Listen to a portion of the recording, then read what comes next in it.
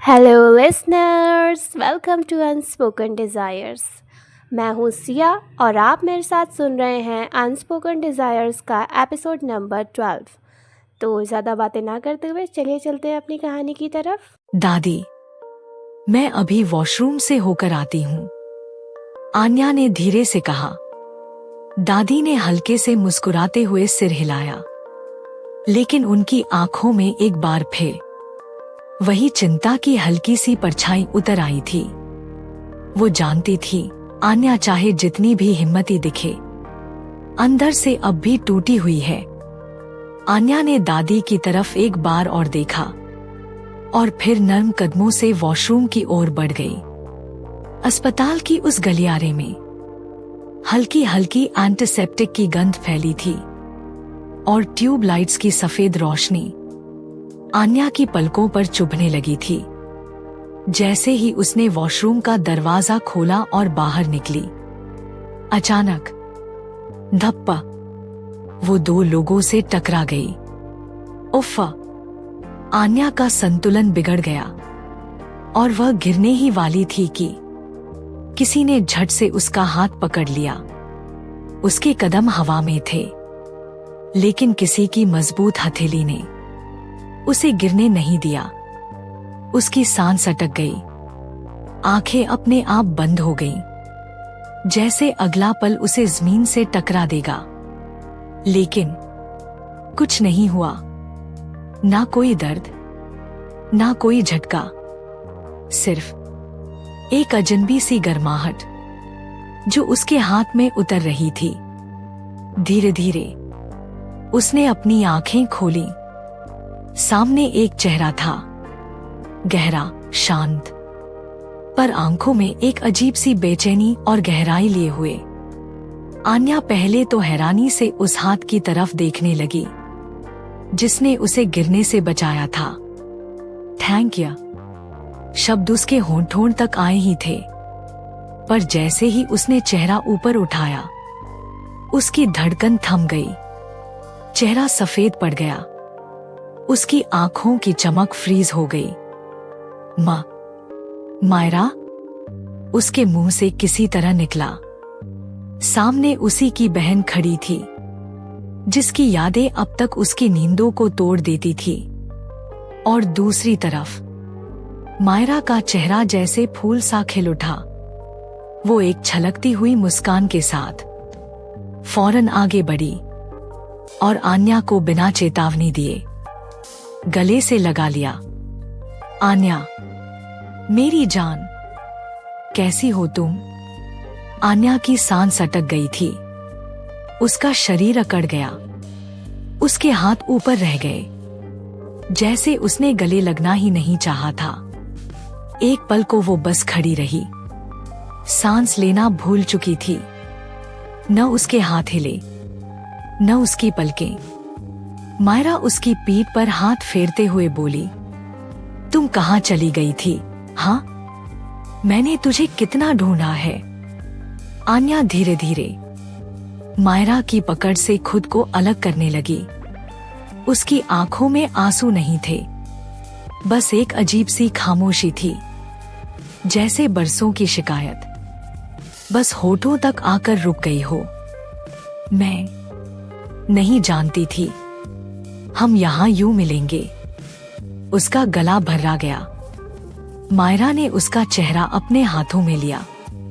अब कोई फर्क नहीं पड़ता, अब तू मेरे पास है। उसकी आंखों में कुछ था, पर वो सच्चाई थी या कोई और खेल, ये सिर्फ समय बताएगा। आन्या, मायरा की आवाज एक हल्की सी सिसकी जैसी थी। तुम्हें पता भी है मैंने तुम्हें कहां कहां नहीं ढूंढा? हर जगह, हर कोने में तुम्हें तलाशा, पर तुम कहीं नहीं मिली, जैसे इस दुनिया से ही गायब हो गई थी। उसकी आवाज भीग चुकी थी। और मॉम डैड?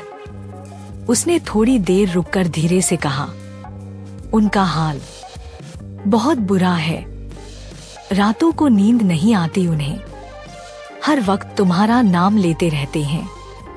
आन्या बस मायरा की आंखों में घूरती रही। वो भावशून्य नहीं थी, बल्कि उसके भीतर कहीं कुछ टूटता हुआ महसूस हो रहा था। पर क्यों? आन्या की आवाज कांप रही थी। जब मैं घर छोड़कर जा रही थी तो किसी ने एक बार भी रोकने की कोशिश नहीं की थी। मॉम डैड ने ही तो मुझे कहा था कि मैं अब उनकी बेटी नहीं रही, कि मुझे उनके घर से निकल जाना चाहिए। तो अब क्यों ये दिखावा? उसका गला रुंध गया। दी, आप झूठ बोल रही हो ना? मायरा का चेहरा एक पल को सख्त हो गया। फिर उसने तुरंत अपना लहजा मुलायम किया। नहीं, मैं झूठ नहीं बोल रही। उस दिन बस वो सब गुस्से में थे। तुम्हें पता है ना, डैड की आदत है, जो गुस्से में हो तो बहुत कुछ बोल जाते हैं। मायरा ने उसका हाथ थामा। पर इसका मतलब ये नहीं कि वो तुमसे प्यार नहीं करते। तुम तो शुरू से ही उनकी जान थी, उनकी लाडली, और हमेशा रहोगी। अंतिम शब्दों में मायरा की आंखों में थोड़ा गुस्सा और एक अजीब सी जलन भी थी, जिसे वो छुपा नहीं पाई। आन्या ने वो एक पल देखा, बस एक सेकंड के लिए, और फिर अपनी नजरें झुका लीं। उस एक पल ने शायद बहुत कुछ कह दिया था। शायद वो सच्चाई जो शब्दों से नहीं, नजरों से छलकती है। आन्या की आंखों में नमी थी, लेकिन इस बार वो आंसू दर्द के नहीं, उम्मीद के थे। वो मायरा की आंखों में देखती हुई धीमे से बोली, सच में दीदी, मॉम डैड, वो मेरे लिए रोते हैं। उसकी आवाज में एक टूटी हुई बच्ची की तरह भरोसे की खनक थी। वो मुझे याद करते हैं? मायरा ने झट से उसका चेहरा अपने दोनों हाथों में ले लिया और मुस्कुरा कर बोली, पगली, क्यों नहीं याद करेंगे? तू तो उनकी जान थी, तू उनकी लाडली, उनकी परी। फिर थोड़ी नाटकिया उदासी लाकर बोली, तुझे क्या पता, उस दिन जब उन्होंने गुस्से में तुझे घर से निकाला, माँ तो तेरे जाने के बाद फूट फूट कर रोई थी। और पापा, उन्होंने तो अपने आप को कमरे में बंद कर लिया था। आन्या की आंखें और भी भर आईं।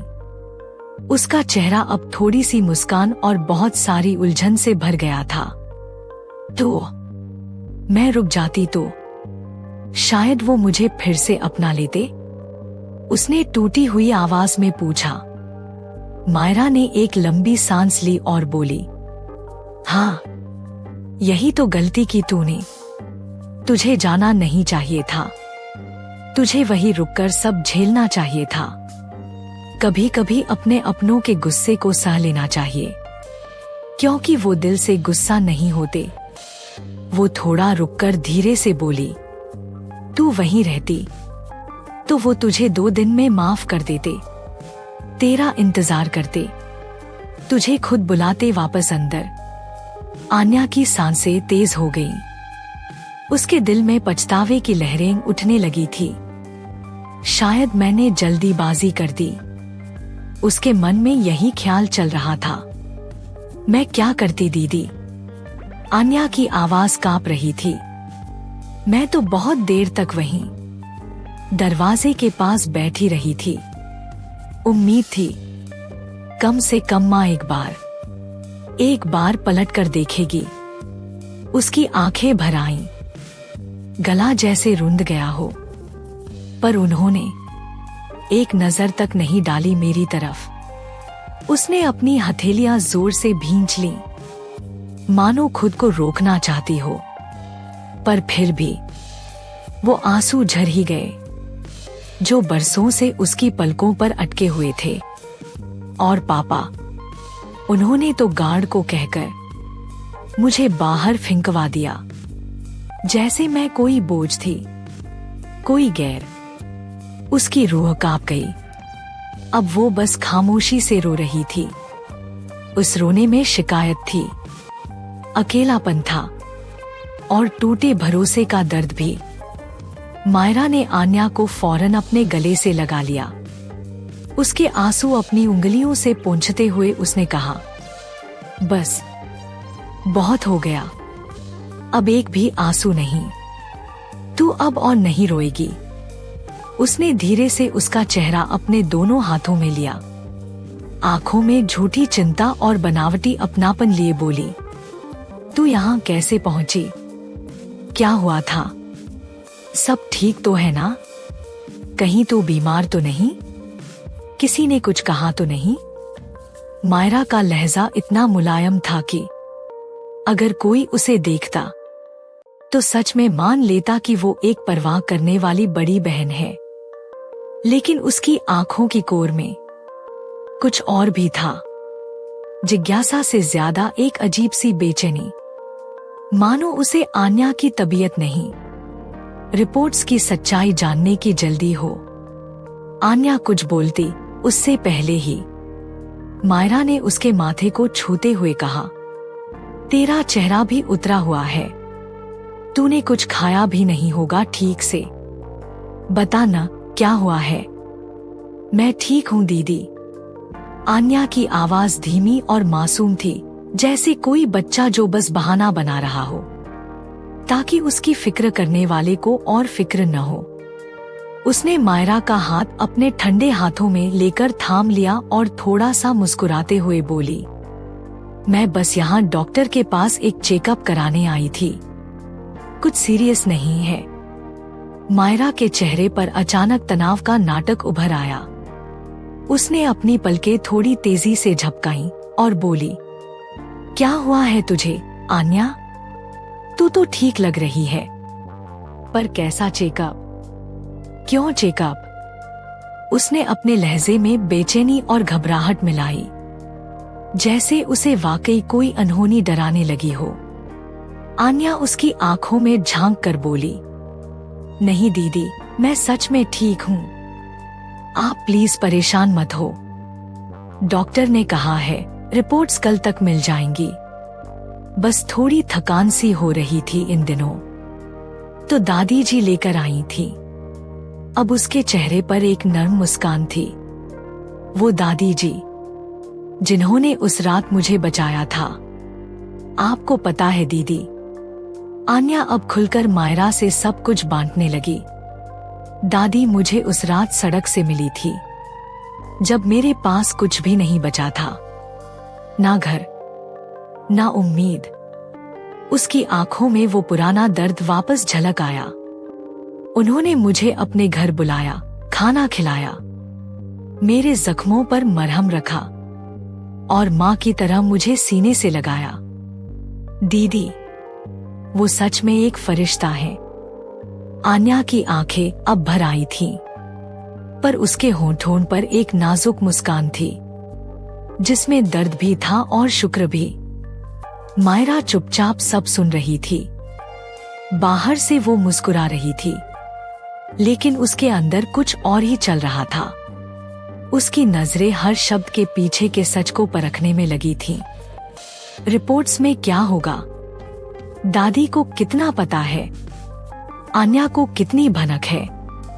वो अपनी उंगलियों को आपस में मसलते हुए बोली, हम्मा, अच्छा है कि कोई तो तेरे लिए उस वक्त वहां था। पर उसकी मुस्कान अब हल्की सी टेढ़ी हो चली थी। मायरा हर एक शब्द बहुत गौर से सुन रही थी। उसकी आंखें जैसे हर वाक्य को तोल रही थी, हर छोटी बात में से कोई बड़ी सच्चाई निकालने की कोशिश कर रही थी। लेकिन आन्या ने अब तक रुद्रवीर का नाम तक नहीं लिया था, ना उसका जिक्र किया, ना ये बताया कि वो इतने दिन से कहाँ रह रही थी। और यही बात मायरा के दिमाग में एक अधूरी तस्वीर छोड़ गई। उसे अब तक ये भनक भी नहीं लगी थी कि आन्या जिस घर की बात कर रही है, वो कोई और नहीं बल्कि रुद्रवीर चौहान का घर था। मायरा ने अपने चेहरे पर एक प्यारी सी मुस्कान चढ़ाई और थोड़ी बनावटी उत्सुकता दिखाते हुए बोली, अच्छा ठीक है।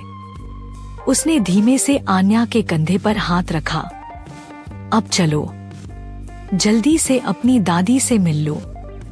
और फिर मेरे साथ घर चलो। बहुत हो गया बाहर रहना, अब वापस चलो प्लीज। उसका लहजा इतना कोमल था जैसे कोई माँ अपने बच्चे को मना रही हो।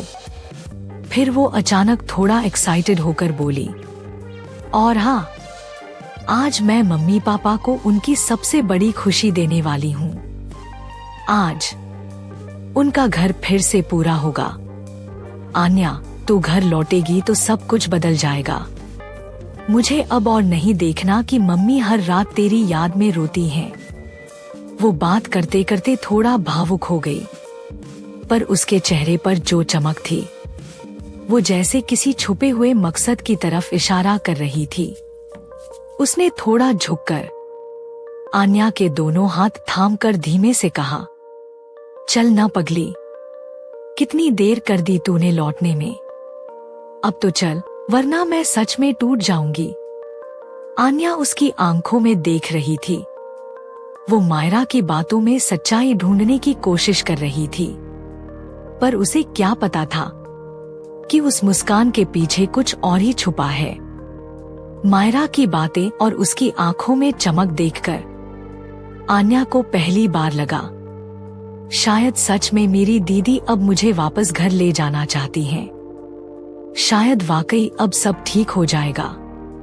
उसने हल्की मुस्कान के साथ मायरा की आंखों में देखा और फिर धीमे से बोली, ठीक है दी, हम चलते हैं, लेकिन उससे पहले आप मेरी दादी से मिल लो ना। वो आपको देखकर बहुत खुश होंगी। आखिर उन्होंने ही तो मुझे इस हाल में संभाला है। आन्या की आवाज में सम्मान और सच्ची कृतज्ञता थी, लेकिन मायरा का चेहरा एक पल को जैसे सुन्न पड़ गया। वो दादी से मिलने के नाम पर झिझक गई। वो उस महिला से नहीं मिलना चाहती थी जिसने इस वक्त आन्या की जगह अपने दिल में बना रखी थी। मायरा कुछ कह पाती इससे पहले ही उसके हाथ में रखा फोन जोर से वाइब्रेट करने लगा। स्क्रीन पर नाम देखकर उसके चेहरे पर एक रहस्यमयी मुस्कान फैल गई। वो तुरंत एक्टिंग में लौट आई। आन्या की तरफ थोड़ा झुकते हुए बोली, ओह सॉरी बेबी, ये कॉल बहुत ज्यादा इम्पोर्टेंट है। तुम ऐसा करो, दादी से जाकर मिल लो और उन्हें कह देना कि तुम मेरे साथ वापस घर आ रही हो। मैं किसी और दिन उनसे मिलने आ जाऊंगी। प्लीज उन्हें मेरा प्यार देना। आन्या थोड़ी मायूस हुई, पर उसने सिर हिला दिया। वो अब भी मायरा पर भरोसा कर रही थी। मायरा कॉल अटेंड करने के लिए पीछे मुड़ी और उसकी चाल में वही पुरानी तेजी और योजना थी। वो अब अपने असली मिशन की तरफ बढ़ रही थी, जिसके बारे में आन्या को कुछ पता नहीं था। आन्या के चेहरे पर उस वक्त एक अलग ही रोशनी थी। वो मुस्कुराते हुए तेजी से दादी जी की तरफ बढ़ी, जैसे बरसों बाद कोई खोया हुआ अपना मिल गया हो। दादी अब भी उसी बेंच पर बैठी थी, थोड़ी थकी हुई, लेकिन आंखें बार बार अस्पताल के गेट की तरफ उठती थीं, जैसे किसी अपने का बेसब्री से इंतजार कर रही हूँ। और तभी दादी, आन्या ने पीछे से पुकारा। दादी ने गर्दन घुमाई और अगले ही पल आन्या उनके गले लग चुकी थी। उसके गले लगते ही दादी की बुरी बाहें ममता से कस गईं और एक पल को उनके दिल को सुकून मिला। दादी, आज मैं बहुत खुश हूँ। आन्या की आवाज में एक बचपना भरी खुशी थी। दादी ने थोड़ा पीछे होकर उसका चेहरा गौर से देखा। उसकी चमकती आंखों में आंसू भी थे और मुस्कान भी। क्या बात है बच्चा, इतनी खुश क्यों हो? दादी ने उसके गाल पर हाथ फेरते हुए पूछा। आन्या ने हंसते हुए कहा, दादी, आज मेरी बड़ी दीदी मिल गई, मायरा दी। आपको पता है, उन्होंने कहा कि मम्मी पापा मुझे बहुत याद करते हैं, हर जगह ढूंढ रहे हैं मुझे। उन्हें लगता है मैंने उनसे मुंह मोड़ लिया। वो एक पल को रुकी, फिर उसकी आवाज थोड़ी काम गई। और मैं ही पागल थी जो उनकी नाराजगी को समझ नहीं पाई। भाग आई। काश मैं रुक जाती दादी। दादी चुप थी। उनका हाथ अब भी आन्या के गाल पर था, पर उनकी आंखों में कुछ और ही चल रहा था। आन्या फिर बोली, और दीदी कह रही थी कि मम्मी पापा का रो रो कर बुरा हाल है, इसलिए वो मुझे अपने साथ वापस घर ले जाना चाहती हैं। उसकी आवाज में अब उम्मीद थी, एक बेटी की आस जो बरसों बाद अपने माँ बाप के सीने से लगना चाहती थी।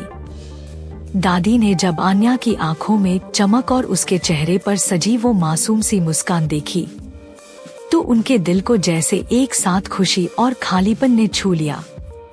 वो मुस्कुराई, लेकिन उनकी आंखों में नमी आ गई थी। उन्होंने धीरे से आन्या का हाथ अपने कांपते हुए हाथों में लिया। मैं तुम्हारे लिए बहुत खुश हूँ बेटा। दादी की आवाज में सुकून था, पर कहीं ना कहीं एक कसक भी। बस ऐसे ही हमेशा मुस्कुराती रहना, खुश रहना, और जब भी तुम्हें लगे कि कोई नहीं है, तो याद रखना, ये घर और ये दिल हमेशा तुम्हारे लिए खुला रहेगा। दादी ने उसका माथा चूम लिया। आन्या की आंखों में अब आंसू थे, लेकिन वो आंसू सुकून और प्यार के थे। उसने दादी के हाथ को कसकर थामते हुए कहा, दादी आप नहीं जानती आज मैं कितनी ज्यादा खुश हूँ। आज ऐसा लग रहा है जैसे मेरी दुनिया वापस मिल गई हो। मैं अपने मम्मी पापा से बहुत प्यार करती हूँ, बहुत ज्यादा।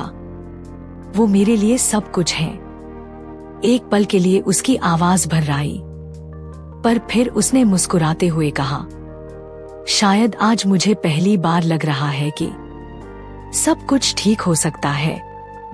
दादी ने अपने आंचल से उसके आंसू पोंछे और कहा, जाओ बेटा, जहां भी रहो, बस अपने दिल को सच्चा रखना और किसी को इतना भी मत खो देना कि खुद को ढूंढना मुश्किल हो जाए।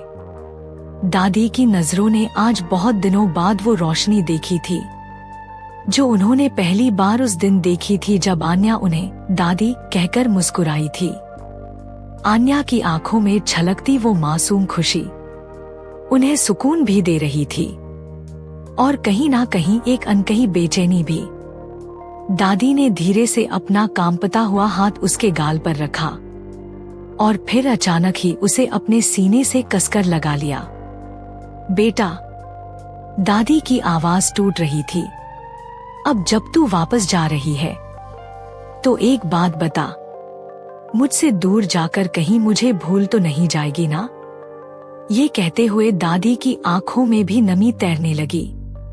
आन्या, जो अभी तक मुस्कुरा रही थी, अब दादी की बात सुनकर एकदम भावुक हो गई। उसकी आंखें भर आईं। दादी, उसने दबी सी आवाज में कहा। वो अपनी नम आंखों को जल्दी से पोंछते हुए दादी की ओर मुड़ी, फिर उनके पास बैठकर उनका कांपता हुआ हाथ थामा। दादी की झुर्रियों भरी हथेली में उसने अपने गाल को टिकाया और फिर भरी हुई आवाज में बोली, दादी, ये कैसी बातें कर रही हो आप? भला आपको भूलना मुमकिन है क्या? उसकी आंखों से फिर एक आंसू बह निकला, पर इस बार उसने उसे नहीं रोका। जब सारी दुनिया ने मुझे ठुकरा दिया था, जब अपनों ने मुंह मोड़ लिया था, तो आप ही थी जिन्होंने मुझे अपनाया, बिना किसी सवाल, बिना किसी शर्त के। उसकी उंगलियां अब दादी की उंगलियों से कसकर जुड़ गई थी। आप मेरे लिए सिर्फ दादी नहीं हैं, आप मेरी पनाह हो, मेरी सबसे बड़ी ताकत हो। दादी की आंखों में भी नमी तैरने लगी थी, पर होंठों पर एक सुकून भरी मुस्कान थी। आन्या ने थोड़ी देर तक उन्हें निहारते हुए कहा, और अब तो हम एक ही शहर में हैं, तो क्या दूरियां कुछ बदल पाएंगी इस रिश्ते को? फिर हल्के से मुस्कुराते हुए बोली, मैं आपसे मिलने आती रहूंगी, हर बार जब दिल कहेगा दादी की गोद चाहिए। थोड़ा रुककर उसने गहरी सांस ली, फिर धीरे से बोली, लेकिन अब मुझे दीदी के साथ जाना होगा, क्योंकि शायद वक्त आ गया है माँ पापा के पास लौटने का। उसकी आवाज अब टूट रही थी, पर वो मुस्कुरा रही थी, क्योंकि दिल में एक उम्मीद जागी थी।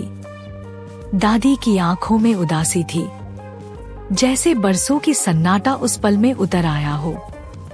उनकी झुर्रियों में छुपे वो अनगिनत एहसास आज कुछ ज्यादा ही थके हुए लग रहे थे। सामने खड़ी आन्या, जो अभी कुछ देर पहले तक फूल सी मुस्कुरा रही थी, अब दादी के चेहरे की उदासी देखकर खुद भी मुरझा गई। उसका चेहरा धीरे धीरे बुझने लगा, मानो उसकी रोशनी दादी की मुस्कान से जुड़ी हो। दादी ने धीमे से उसका चेहरा अपने कांपते हाथों में लिया, उसके माथे पर प्यार भरा स्पर्श रखा और बड़ी ही स्नेह से बोली, हाँ बेटा, जाओ। मैं भी चाहती हूँ कि तुम वहां जाओ जहां तुम्हारा बचपन है, जहां तुम्हारे अपने हैं, जहां तुम्हें वो सब मिले जिसके तुम हकदार हो। माँ बाप का प्यार, घर की गर्माहट और एक नई शुरुआत। आन्या की आंखों में आंसू भर आए, पर उसने उन्हें पलकों में ही थाम लिया। दादी मुस्कुराई, वो मुस्कान जो सब कुछ समझती है, जो दर्द को भी दुलार में ढाल देती है। पर हाँ, दादी ने उसके हाथ को थामते हुए धीमे से कहा, मुझसे मिलने जरूर आना, इस घर के दरवाजे की तरह मेरा दिल भी हमेशा तुम्हारे लिए खुला रहेगा। उस एक पल में आन्या को लगा जैसे उसने फिर से एक घर खो दिया। दादी की बात सुनकर आन्या एक बार फिर खुद को रोक नहीं पाई। वो झुककर दादी के गले लग गई, जैसे कोई बच्चा अपनी सबसे सुरक्षित जगह से चिपक जाए। उसके होंठ कुछ नहीं बोले, पर उसकी भीगी पलकों ने सब कह दिया।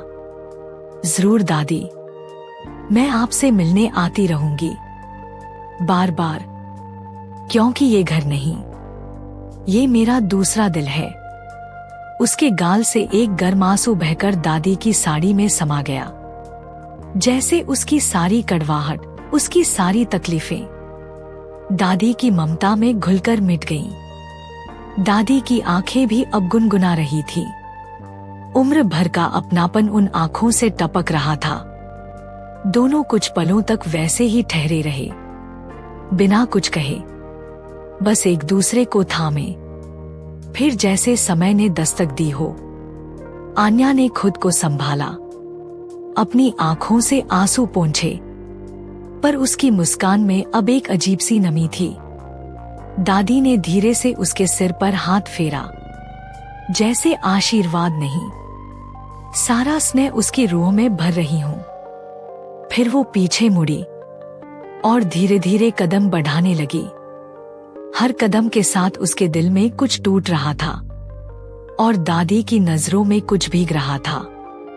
वो जाती हुई आन्या को तब तक देखती रही जब तक वो उनकी आंखों से ओझल नहीं हो गई। वहीं दूसरी तरफ मायरा एक कोने में खड़ी थी, हाथों में मोबाइल थामे, चेहरे पर एक चालाक मुस्कान लिए। उसकी आवाज में एक अजीब सी नरमी थी, जो किसी मासूम प्रेमिका की नहीं, बल्कि एक चालबाज औरत की लग रही थी। बेबी, तुम्हें तो पता है ना मैं तुमसे कितना प्यार करती हूँ। I love you so much. उसने अपनी आवाज को और मीठा बनाते हुए कहा। बहुत जल्द, बहुत ही जल्द मैं तुम्हें एक बड़ी गुड न्यूज देने वाली हूँ। तुम्हारा प्लान, हमारा प्लान अब सफल होने वाला है। दूसरी तरफ से किसी मर्द की हंसी गूंजी, कुटिल और बेहूदी। सच में? तो फिर मैं जल्दी से उस गुड न्यूज का जश्न मनाना चाहता हूँ। मायरा के होंठों पर एक सेडक्टिव मुस्कान आ गई। उसने अपनी उंगली से बालों की लट सुलझाई और धीरे से बोली, ऑफ कोर्स बेबी, मैं भी अब तुम्हें महसूस करना चाहती हूँ। उसकी आवाज में ऐसा खिंचाव था जैसे वो किसी को अपने जाल में खींच रही हो। I love you baby. इतना कहकर जैसे ही वो कॉल कट करने लगी, उसे अपने कंधे पर किसी का सख्त हाथ महसूस हुआ। उसके पूरे शरीर में एक झटका सा दौड़ गया। चेहरा पल भर में सफेद पड़ गया। सांसें रुक गईं। उसी स्पर्श को महसूस करते ही मायरा की सांसें थम गईं। उसका चेहरा जर्द पड़ गया और आंखें हैरानी से फैल गईं। आखिर किसने रखा था मायरा के कंधे पर हाथ? कौन था जिसने उसके उस पल को सुन लिया? और मायरा अपने बॉयफ्रेंड से आखिर किस प्लान के सक्सेसफुल होने की बात कर रही थी? क्या था वो राज जिसे वो छुपा रही थी? जानने के लिए सुनते रहिए SHADOWTRUTH, एक ऐसी कहानी जहां हर मुस्कान के पीछे छुपा है एक रहस्य, हर रिश्ता एक साजिश। Thanks for listening. और अगर आपको ये एपिसोड पसंद आया हो तो वीडियो को लाइक करना ना भूलें, सब्सक्राइब जरूर करें और हाँ, अगला एपिसोड मिस मत करना, क्योंकि अब खेल असली चाल चलेगा।